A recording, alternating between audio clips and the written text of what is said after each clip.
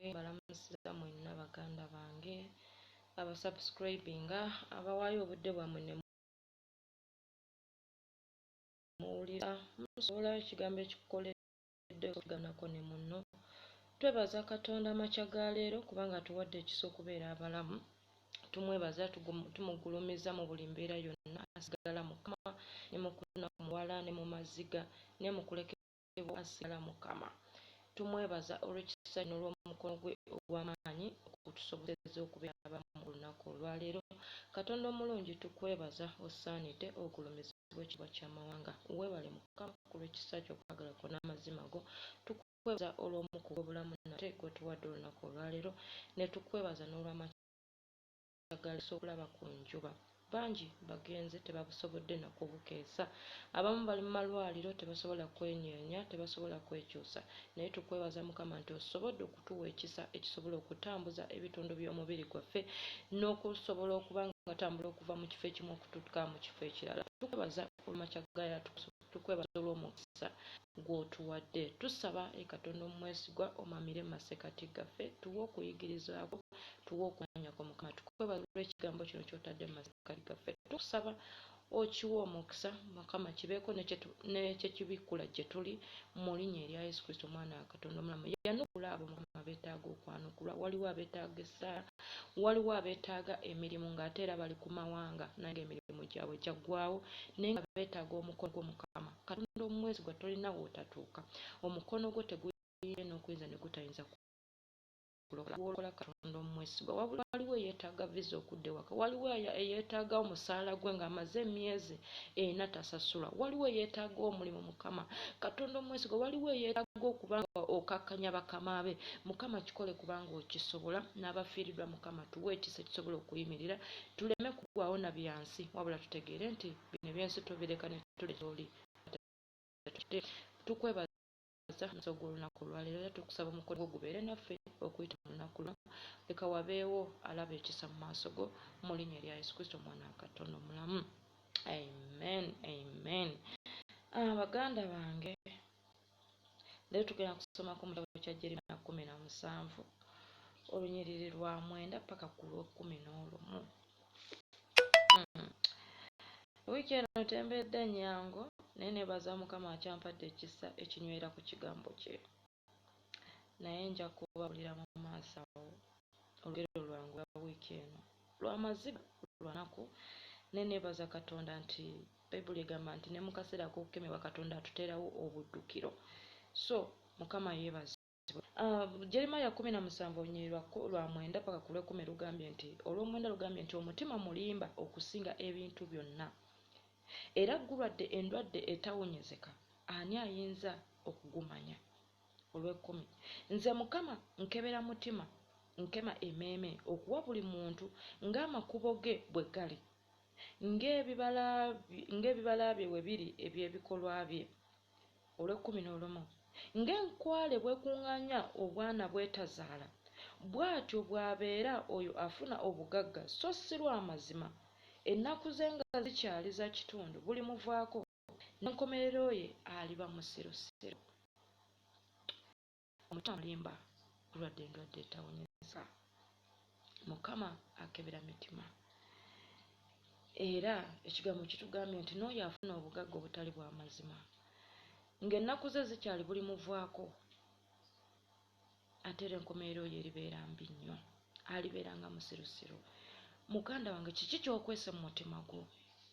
Kiki ekyo ky'omanyi nti omuntu omulala tasobola kukitegeera? Kiki ekyo ky'ogamba nti tewali asobola kukumanya? Kiki ky'ofuna mu makubo agatali matuukirivu? Jeremiya agambye nti omutima mulimba okusinga ebintu ebirala byonna, naye waliwo asinga okugumanya, waliwo agutegeera, ye Mukama Katonda. Ojja kukola ekintu kyonna okikweka amaaso g'abaana b'abantu, okikweka ensi, naye manya waliwo gw'otagenda kikweka, ye Mukama Katonda.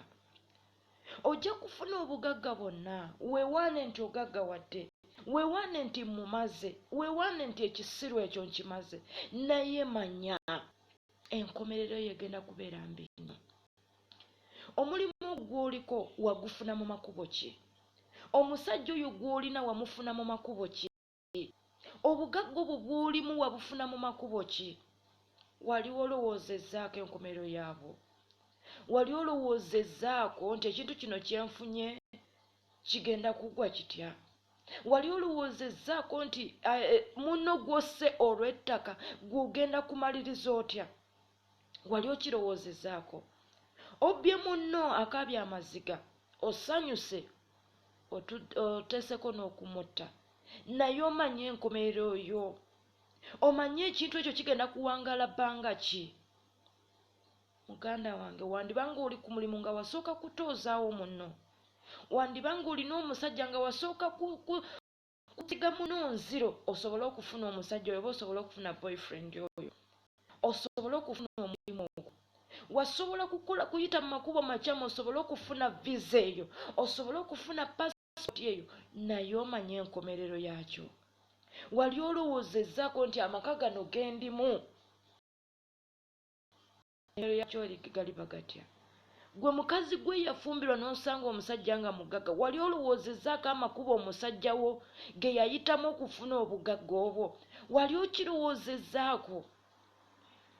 There are so many. Ewiiki eno ntegedde nti abantu balokole naye si balokole. People are saved but they are not born again. Obulokole kukyusibwa. Obulokole kukyusibwa kuva mu makubo amabi. Obulokole kweyambula kyambalo kiri. Bayibuli egamba nti mukuume ekyambalo kyammwe kireme kubeerako bbala lya nsi. Naye nkizudde nti abalokole bangi mu makanisa abatali balokole. Weebaze Katonda bw'obanga wakyusibwa. Totambula mu makubo n'ogamba ndi mulokole naye nga mu mutima gwo mukyalimu obukyafu. Totambula n'ogamba ndi mulokole naye nga n'ekintu ky'olina wakifuna mu makubo makyamu. Bayibuli egambye nti ng'enkwale bwekuŋŋaanya obwana bw'etazaala, bw'atyo bw'abeera oyo afuna obugagga so si lwa mazima. Agambye nti naye enkomerero ennaku ze nga zikyali za kitundu buli muvaako. Era enkomerero yo aliba musirusiru. Weebuuze ekintu kyenfunye kino nkifunye mu makubo ki? Oyinza obutalumwa olw'ekyo ky'ofunye naye abaana bo ne balumwa. Oyinza obutafuna mbuyaga yonna ekuyitamu olw'ekyo ky'ofunye, olw'ettaka ly'otiddeko munno. So many people are dying, they are living their things nga baafuba okukola naye babirese. Tebamuziiseemu, n'essuuti ye tebagimwambazizza gye yagula, n'essaawa ye tebagimwambazizza gye yagula, n'engatto ye tebagimwambazizza gye yagula. Alese byonna.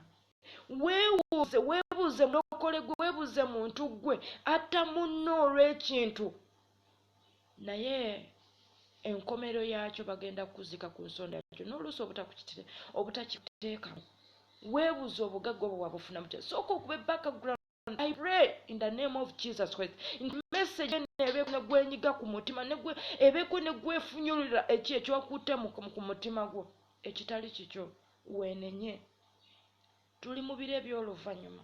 Tuli mu biro Mukama waali okuteekerateekera abantu be. Tuli mu biro Mukama bwali okukungunta eŋŋaano okuziggya mu bisusunku. Tuli mu biro Katonda bwali okwawulira embuzi mu ndiga. Muganda wange oli mu ki? Oli ku sayidi ki? Oli mu ndiga, oli mu mbuzi? Ojja kufuna ekintu ekyo weewaane. Ojja kufuna omusajja oyo weewaane. Naye manya enkomerero oyo bw'etabeera mbi ku gwe egenda kubeera mbi ku baana bo. Egenda kubeera mbi ku baana bo ne ku bazzukulu bo. Wiiki eno nfunye okugezesebwa. Yesterday night nakabya amaziga nga nkabira Mukama ampe ekinyweza. Nasindika ssente zange eri sisita wange ne tupangisa ettaka yiika nnamba ne tulima ebinyeebwa kubanga ebinyeebwa biri ku ssente. Naye bwe twalima ebinyeebwa amazima Mukama yakindaga mu kiroto nga byabala nga byateekako. Naye amakungula bwe gaatuuse sisita wange bwe yakwasa obuvunaanyizibwa ne bakungula. Naye bwe baakungula ne basirika ne wayitawo ennaku ne bamugamba ojje oyiteyooko, ojjeko eno. Bwe yagenze eyo Jesus Christ. People are not saved. People are not born again. Muganda gwe gwogamba nti brother, simanyi sister, simanyi mulokole, simanyi pastor. They are not born again. Bakyafugibwa omwoyo gw'ensi naye nga ate bali mu bulokole. Sister wange bwe yagenze kuyiika nnamba nga bw'omanyi obunene bwayiika yasanzeyo ensawo 5 ez'ebinyeebwa. Ensawo 5 ez'ebinyeebwa ne bamugamba nti baabibye. I thank God nti nalokoka. Nebaza Katonda nti nakyusibwa. Newankubadde nkyalina bye nnwanagana nabyo. Naye Mukama alina waakwata n'akunyweza. Nakugamba kite. So, nkugamba muganda wange, ofunye buli kimu, okuŋŋaanyiza obugagga bungi, oyimiridde ku makubo oteeza abantu obasse. Osse muganda wo olw'ettaka naawe ly'otaakolera. Ffenna tetumanyi ttaka lino gye lyatandikira. N'ensigo ze tuteeka mu ttaka tetumanyi zajja zitya, twazisangawo. Naye manya ekintu ekyo ky'obba okukaabya munno, ekintu ekyo ky'obba n'otta n'okutta, manya enkomerero yakyo ogenda kubeera mbi. David yatwala omukazi wa munne n'atakoma okwo n'atta n'omusajja. Naye yatuuka ekiseera n'akuuta n'akalevu ku ttaka. Mukama asobola omusonyiwa. Okukakana n'omwana gwe yazaala omukazi oyo n'afa. Naye Mukama mwesigwa, awulira essaala z'abantu be. David yeenenya, Mukama n'amusonyiwa kubanga yalina omutima ogunoonya Katonda. Naye yasoma nepo abakola ekintu ne batasobola na kugenda mu maaso ga Katonda. Ne batamanya nti waliwo alabye Bayibuli eyogedde mu kitabo kya Jeremiya 16:17. Agamba Mukama bw'ati, n'agamba nti kubanga amaaso gange gatunuulira nnyo amakubo gaabwe gonna, tegakisibwa bwenyi bwange, so n'obutali butuukirivu bwabwe tebukwekebwa maaso gange. Mukama talina kimukwekebwa. Obbye leero nze, naye manya ekintu ekyo ky'obbye by'ebikolwa byaffe. Mukama byagamba nti nsasulira ddala ng'ebikolwa byabwe bwe biri. Muganda wange, Bayibuli egambye nti omutuukirivu bw'afa oba omuntu yenna bw'afa agenda n'ebikolwa bye. Gw'ogenda na bikolwa byo ki? Omulimu ogwo wagufuna otya? Omwami oyo wamufuna otya? Omwana oyo wamufuna otya? Abamu mugenze ku masabo, mugenze mu masabo, abamu ne mwegatta n'abasamize musobole okufuna omwana n'olimba omwami wo. Naye manya Mukama talina kimulimbibwa. Mukama talina kimulimbibwa.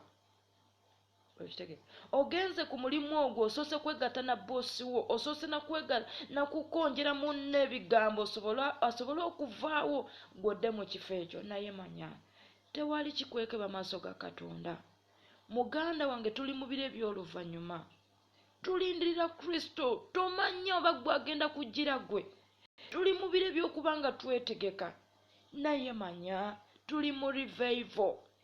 Mukama ali kukola enkyukakyuka mu baana be, ali kusosolamu. Naye nsabye oleme kubeera mu abo abagenda okugwa n'ab'ensi.